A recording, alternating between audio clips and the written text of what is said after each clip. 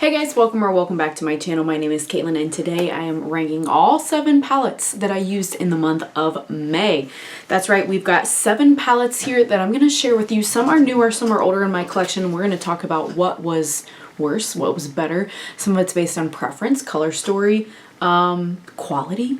So if that sounds interesting to you, keep on watching. Before we get too far into the video, if you have not already, I would love it if you would consider subscribing. I upload videos twice a week. It is totally free to subscribe, and I would love to have you back again on the channel to talk all things makeup. All right, so let's go ahead and get into number 7. Now, I'll preface this with saying I really didn't think any of these palettes were bad this month, right? A lot of it was just preference, and I really honed in on these 7 and didn't use a lot of different palettes. So I used these multiple times each. The first one is from Huda Beauty. This is in number 7, the Wild Jaguar palette. I wanted this one forever.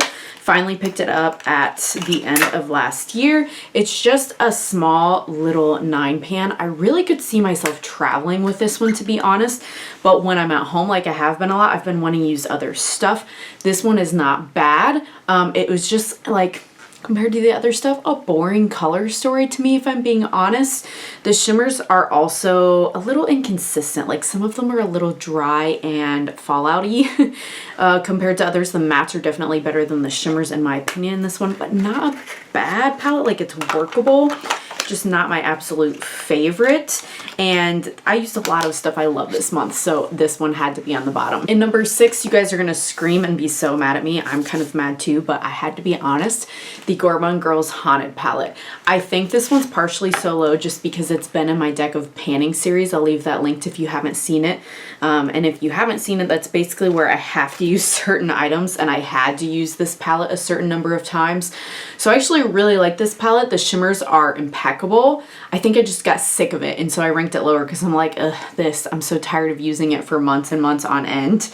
Not that you can really tell I've used it that many times, but I swear I used it the number of times I said I would.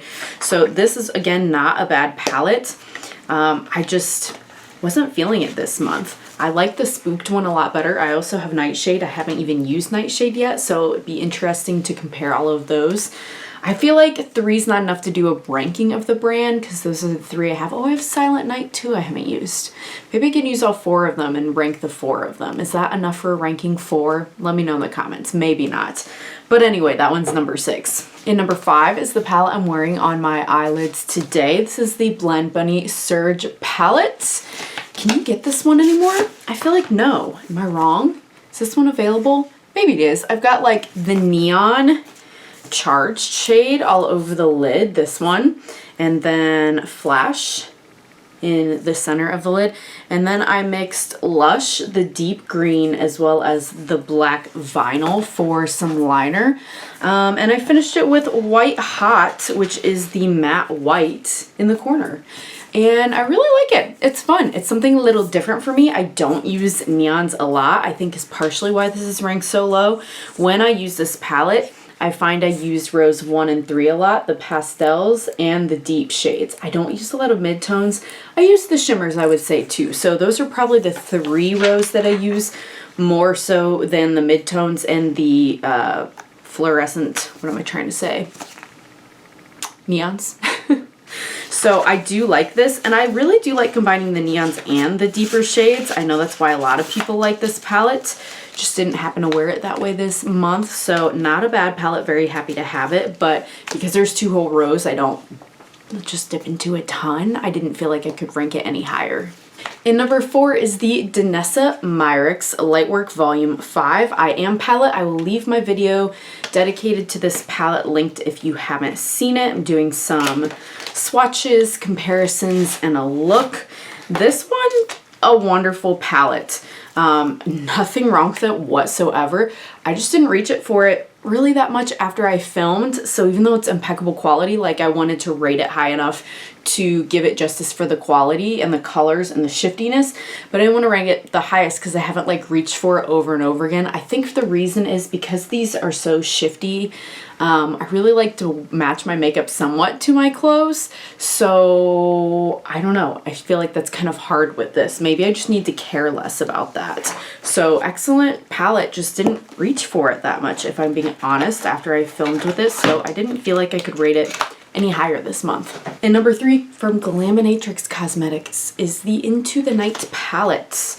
I really like this one. I do not believe you can get it in palette form. I love this like faux leather, really bright packaging, but I believe you can get this in singles. I'll leave my video linked where they had a sale recently. It's over now, but I talked all about the products more in depth and showed you a little bit of some stuff in action, more to so to speak, and linked some other videos. So this one though, it's odd because this is like an edited version of the Surge, no? Because it's got the 2 neons, it's got the deeper things. The shimmers are definitely way better than this in this and then in this one than the Surge.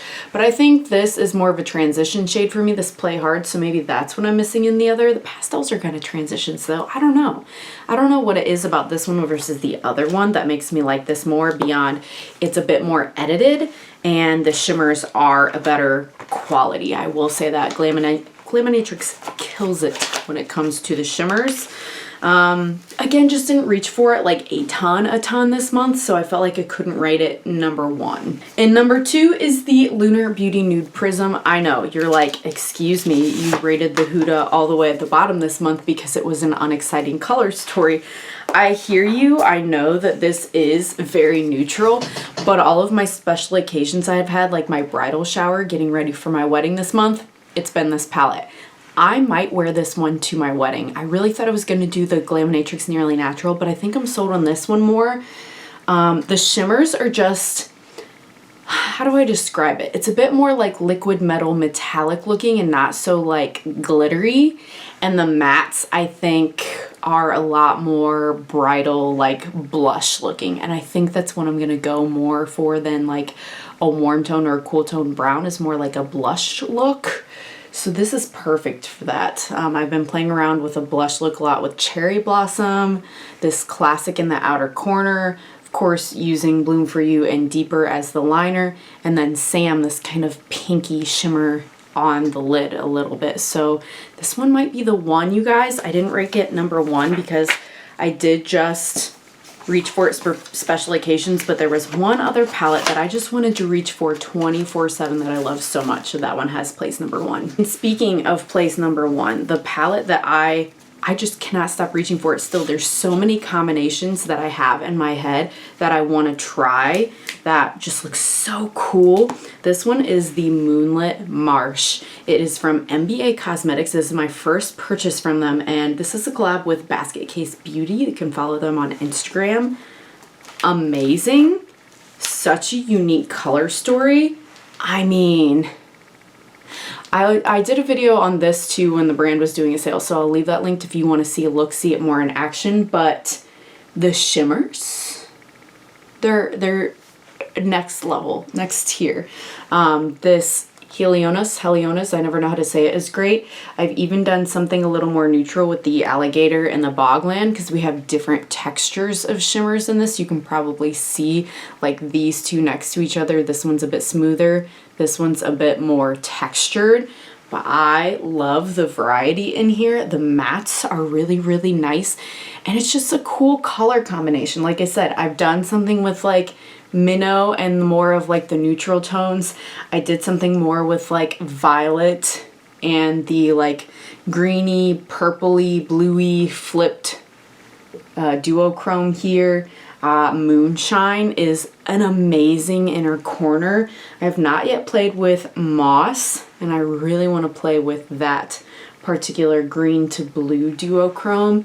It's just delicious, and again, I can't stop reaching for it. I feel like there's some fun somber combinations to be had with this Pollywog shade and this King Cup orange.